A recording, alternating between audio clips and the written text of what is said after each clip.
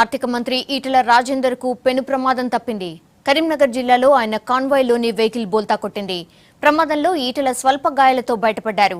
ఈ ఘటనలో ఇద్దరు పీఏలకు, ఇద్దరు గన్మెన్లకు గాయాలయ్యాయి. అయితే అందరూ సేఫ్ గా బయటపడడంతో అంతా ఊపిరి పీల్చుకున్నారు. కరీంనగర్ జిల్లా మానకొండూరు మండలం ఈదులగట్టెపల్లి. సమయం సాయంత్రం 5 గంటలు. హుజురాబాద్ నుంచి కరీంనగర్ కు వస్తున్న Etela convoy district head quarter మరో 10 నిమిషాల్లో చేరతారనగా యాక్సిడెంట్. ఈటెల ప్రయాణిస్తున్న టొయోటో ఫార్చునర్ వెహికల్ బోల్తా కొట్టింది. అంతా షాక్. ఓ టిప్పర్ ని ఓవర్టేక్ చేయబోయి డివైడర్ కు తగిలింది ఈటెల బుల్లెట్ ప్రూఫ్ వెహికల్. ముందు డివైడర్, వెనక టిప్పర్. స్పీడ్ మీదున్న వెహికల్ 4-5 పల్టీలు కొట్టి బోల్తా పడింది. బుల్లెట్ ప్రూఫ్ వెహికల్ కావడం, డివైడర్ ఢీకొట్టగానే ఎయిర్ బ్యాగ్స్ ఓపెన్ అవ్వడంతో ప్రమాదం తప్పింది. కార్ బోల్తా కొట్టడంతో డోర్స్ లాక్ అయ్యాయి. సుమారు 20 నిమిషాల పాటు బయటకు రాలేకపోయారు ఎవరు.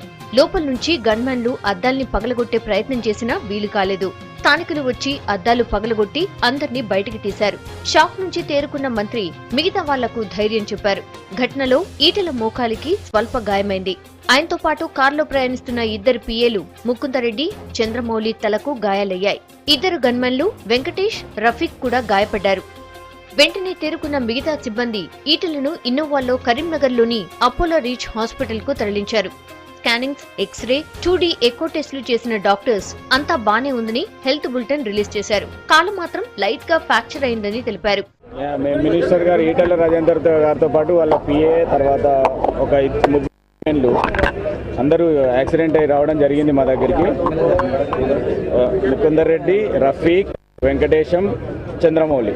మినిస్టర్ గారికి మొత్తం మెదడుకి సంబంధించిన సిటీ స్కాన్ చేశాము. తర్వాత మొత్తం టోటల్ బాడీ స్కాన్ చేశాము. దాదాపు అన్ని రిపోర్ట్స్ ఆయనకి నార్మల్గా ఉన్నాయి. సో మినిస్టర్ గారి గురించి ఏమాత్రం ఆందోళన చెందాల్సిన అవసరం లేదు. హెడ్ ఇంజరీ అయింది, కాకపోతే సూపర్ఫిషియల్ ఇంజరీ. సిటీ స్కాన్ చేశాం, బ్రెయిన్ నార్మల్గా ఉంది. మొత్తం 5గురికి కూడా ఎవరికి కూడా ప్రాణాపాయం లేదు. అందరూ దాదాపు నార్మల్గానే ఉన్నారు. ఇక పిఏలిద్దరిలో చంద్రమౌళి కండిషన్ సీరియస్ గా ఉండడంతో అతన్ని అబ్జర్వేషన్ లో ఉంచారు డాక్టర్స్. కరీంనగర్ లో ఫస్ట్ ఎయిడ్ తర్వాత మెరుగైన వైద్యం కోసం అందర్నీ సికింద్రాబాద్ యశోద హాస్పిటల్ కు తరలించారు. యాక్సిడెంట్ విషయం తెలుసుకున్న సీఎం కేసీఆర్ ఈటెలను ఫోన్లో పరామర్శించారు.